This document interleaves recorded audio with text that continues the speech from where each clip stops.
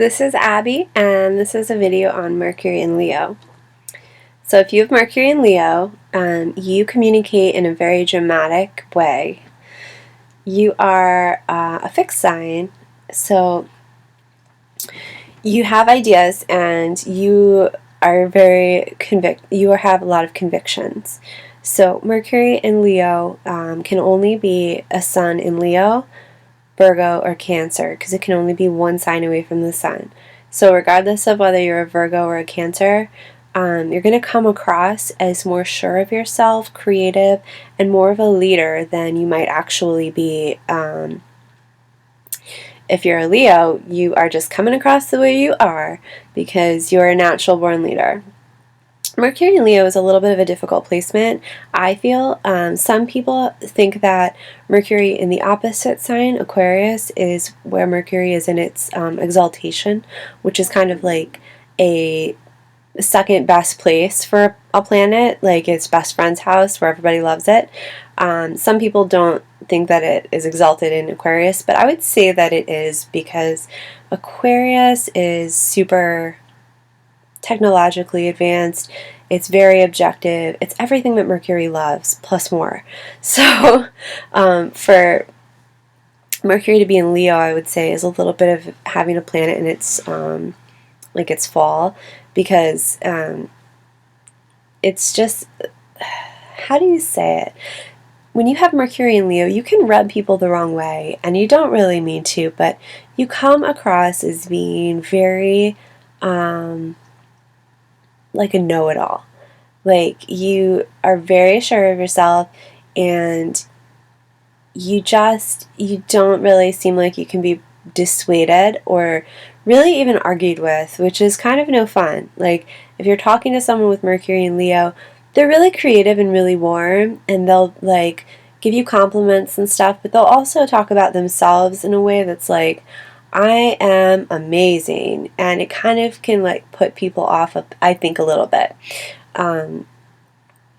But the good things about Mercury and Leo is that they can be really good at like music, drama. The stage is for them, and they can speak so well, like in any sort of acting part, because Mercury in Leo understands drama through and through, and like it takes feelings very seriously, very subjective sign to have Mercury in. So it can basically be like play parts and play them well and be like the diva or, the lead man or whatever.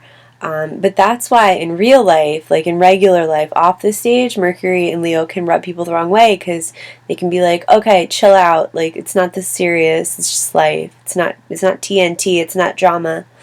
But everything to Mercury and Leo is kind of like that. And it's a fixed sign, so it's a little bit slower to learn things. It can be like, as a child, it might have like temper tantrums because it wants to be center stage and it wants things to go its way. And if you have Mercury and Leo, when you were young, you were probably popular, especially because you were probably good at like sports, and you just were a natural like talker. Like you could do oral presentations really well. Like, you can get up in front of a class and have no problem talking because you can command a crowd. So you're good at stuff like that, like speeches. As long as you have like someone like helping you with your material to make sure that you're like connecting with people, you would be great. You just have to be careful because, again, you can come across as being really egotistical. You might not even mean to. It's just the natural way that you communicate. If you have Mercury retrograde in Leo, you are probably super creative. Like, you just need time to like come out with something. Like, you would be really good at stuff like miming. I know that sounds weird, but it's like something where you don't actually speak, but you communicate through like expression of body, and that would be so perfect for Mercury retrograde in Leo.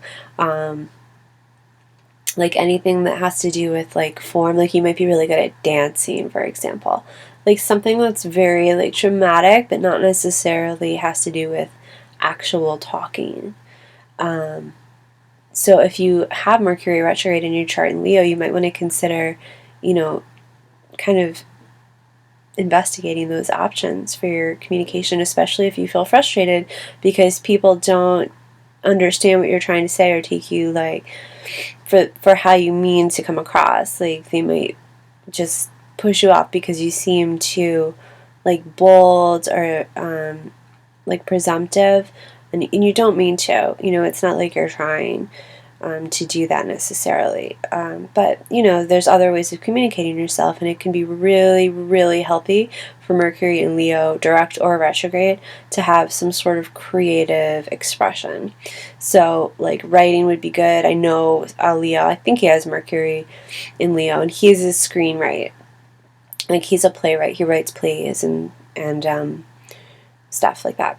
So that's how he communicates. But in real life, he can come across as really pompous and like he's super funny. Mercury in Leo is really like funny and like especially when this like the attention is on them, they can be very entertaining because they're all about entertaining. But if the spotlight's not on this particular person, he can just get ridiculous, like trying to get attention and like rubbing people the wrong way. So that's Mercury in Leo. It's kind of like a mixed bag. Like it can be super good or it can be super bad. Yeah, and that's it. So if you have any questions, please leave them in the comments. Thanks for watching.